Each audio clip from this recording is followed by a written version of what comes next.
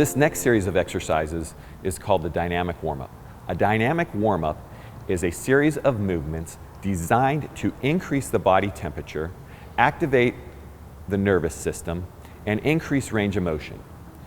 To increase range of motion at your joints and to fire up the muscles that you're going to use for that day's workout, do these 7 mobility and activation drills prior to any workout.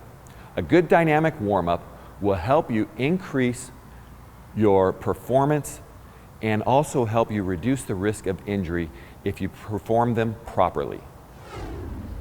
The first dynamic warm-up exercise is called the inchworm. The purpose of the inchworm is to help activate the calf muscles and help them become more flexible for that day's activity. Go ahead and start the inchworm. She's going to walk her hands out and drop her hips to the ground. This is going to stretch out her back, but as she walks up, she's going to make sure her heel touches the ground each time to really get a stretch through that calf. She'll reset her body, reach up to the sky. We're stretching multiple areas of the body while we do this, but our primary focus is going to be on these calf muscles. So each step, she should really feel those calf muscles engaging and becoming more, feeling more of a stretch on each step through there. So she's going to take those steps nice and slow. She'll cover about 10 yards of ground in doing this exercise. If you don't have 10 yards, then you can do 5 yards 2 times. The second dynamic warm-up exercise is called Frankensteins. The purpose of Frankensteins are to help activate the hamstring muscles and get them more flexible prior to her workout. She's going to begin walking like Frankenstein, kicking one leg up and reaching towards the opposite leg. It's important that she keeps her spine upright as she does that and kicks her leg up as high as she can. Common mistakes with the Frankenstein exercise are over-flexing the spine during the exercise and not keeping your spine erect. People do this because they don't have enough flexibility in the hamstring. So this is what a mistake would look like. We want to be careful not to have our body forward flex as she's kicking because she doesn't have enough hamstring motion and she's trying to reach her hand. If your hamstring flexibility is limited and you can't kick up to shoulder height, you can still do this exercise with a lower kick. So as she comes through here, she's still going to kick in the direction of her hand, but only go up as high as her hip level. As she becomes more flexible over time, she'll be able to kick higher and higher. The third dynamic warm-up exercise is called the lunge with reach. The purpose of the lunge with reach exercise is to help activate the hip flexor muscles and the quad muscles. She's going to go into a lunge position and reach overhead and rotate her body away from the leg that is down. She'll step up and do this exercise again and reach away from that body. As she lunges forward, she reaches her hands up to the sky and turns her body away. This will really elongate this hip area. She'll step up and go to the opposite leg and reach to the opposite side. Good. She's going to do this for about 10 yards. The next dynamic warm-up exercise is called the world's greatest stretch.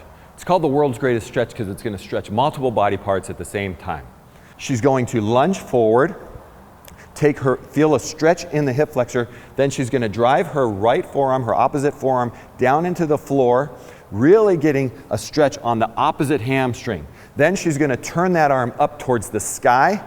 She'll then feel a stretch again come on this leg, and then go back into her starting lunge position, pause for a second, step up, and take her next step. As she steps down, she now drives this forearm down to the ground. Again, it's very important to keep this leg, part of the leg, perpendicular to the ground. Then she's going to go ahead and turn up, reach for the sky, elongate her trunk, feel the hip flexor stretch again, come back into her lunge position, pause for a second, and step back up and repeat. This is also for 10 yards. The next dynamic warm-up is called the side lunge with glute stretch. The purpose of this exercise is to activate the glute muscles as well as stretch the inner thigh muscles. She's going to go into a side lunge position and rotate her upper body all the way across. That adds extra stretch through the thigh muscles. She's going to swing back, rotate to the other side so she gets the other leg stretched on the inner thighs, and then she's going to go back to that first side. Now she will step up to keep her legs even, and now she's going to stretch the gluteal muscles on this side, because this is the hip that we've been activating. She's going to go ahead and step out again and do the same motion, rotating to the right side. She'll rotate back to the left and bring her body with her, and she'll go again to the opposite side, nice and fluid just like that, and repeat that glute stretch. She'll go 10 yards this direction. She'll then return and go the other direction. So she steps out, rotates, and rotates nice and fluid, comes back. She'll step up to that leg.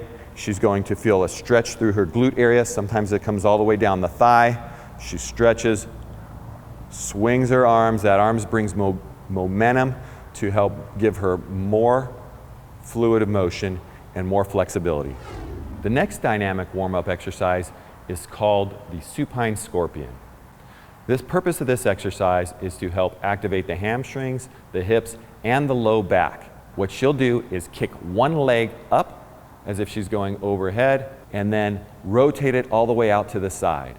She'll return back to the up position, drop the leg down, then she'll raise her other leg back up, swing it to the opposite side of her body, bring it back up, and then drop it back down to the ground.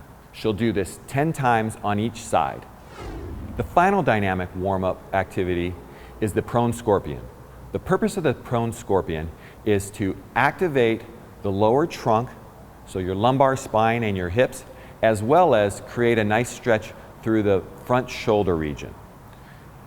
You will lay down with your arms spread out, and then you'll go ahead and bend your knee and reach across your body, trying to touch your toe to the opposite side of your body on the ground. And then alternate reaching and toe touching to the opposite side. You'll do this 10 times for each leg.